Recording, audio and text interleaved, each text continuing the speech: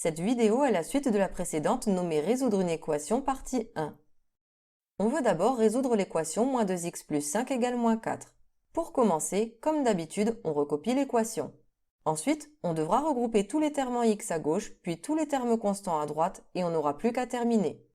Je prépare d'abord le signe égal en dessous du précédent, et je dois commencer par regrouper les termes en x à gauche du égal. Je regarde l'équation, le seul terme en x que je vois c'est moins 2x et il est déjà à gauche, il est bien rangé, je n'ai rien à faire. Je passe à l'étape suivante qui est de ranger tous les termes constants, c'est-à-dire les termes sans lettres, à droite du signe égal. Et là justement, il y a le plus 5 ici qui est mal rangé. Je dois donc le faire disparaître en faisant le contraire de plus 5 qui est moins 5. Je recopie donc le membre de gauche, moins 2x plus 5, en démarrant un peu plus à gauche car après je dois écrire le moins 5 qui permettra d'annuler le plus 5. Ensuite je recopie le membre de droite, moins 4, et j'ajoute la même chose qu'à gauche, donc moins 5. À chaque fois que j'ajoute une opération dans une équation, l'étape suivante c'est de la calculer. Je commence par recopier le égal en dessous du précédent. À gauche on a moins 2x plus 5 moins 5 ce qui est égal à moins 2x. À droite moins 4 moins 5 est égal à moins 9. Le tri est terminé, j'ai bien un terme en x à gauche et un terme constant à droite du égal. Le problème c'est que j'ai moins 2x alors qu'à la fin je dois avoir seulement x. Il faut faire disparaître le coefficient devant le x et pour ça je dois faire une division. Souvenez-vous que moins 2x c'est en fait moins 2 fois x et pour annuler la multiplication par moins 2, je dois diviser par moins 2.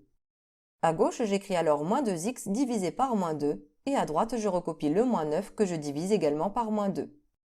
Il reste à calculer ça. À gauche, le moins 2 du numérateur se simplifie avec le moins 2 du dénominateur, donc il reste x égale. À droite, on a un quotient avec deux signes moins, c'est pair, donc le résultat est positif. Soit j'écris plus, soit je ne mets rien. 9 n'est pas dans la table de 2, donc je peux laisser la fraction 9 demi. Je peux aussi la calculer si je veux, puisque 9 divisé par 2, ça fait 4,5.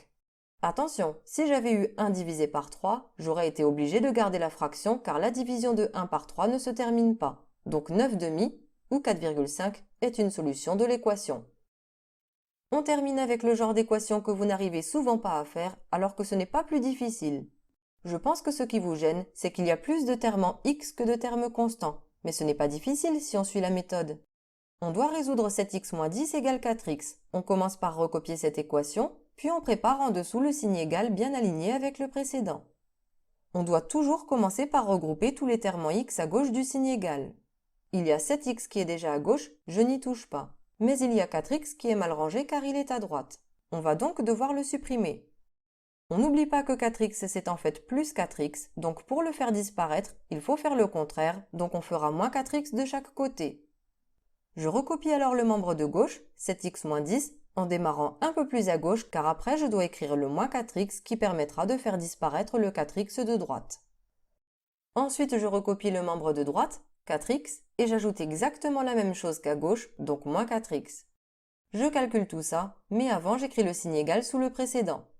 À gauche on a 7x moins 10 moins 4x à calculer, on sait que 7x moins 4x font 3x et on n'oublie pas le moins 10. À droite, 4x moins 4x, ça fait 0x, donc 0. Et voilà, tous les x sont à gauche du égal. Je dois maintenant mettre tous les termes constants, c'est-à-dire sans x, à droite du égal. Les termes constants sont moins 10 et 0. 0 est du bon côté, je n'y touche pas, mais le moins 10 est mal rangé car il est à gauche du égal. On va donc devoir le faire disparaître en faisant le contraire, donc plus 10 de chaque côté. J'écris d'abord le égal en dessous du précédent. Je recopie le membre de gauche, 3x moins 10, et j'écris le plus 10 qui permettra d'annuler le moins 10.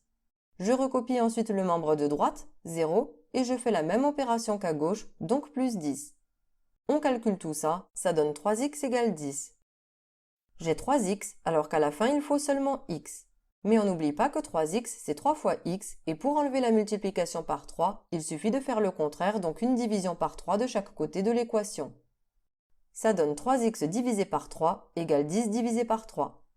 À gauche, le 3 du haut se simplifie avec le 3 du bas, donc il reste x égale, et à droite, je laisse 10 tiers car si j'essaye de calculer 10 divisé par 3, la division ne se termine pas, ça donne 3,33333, etc.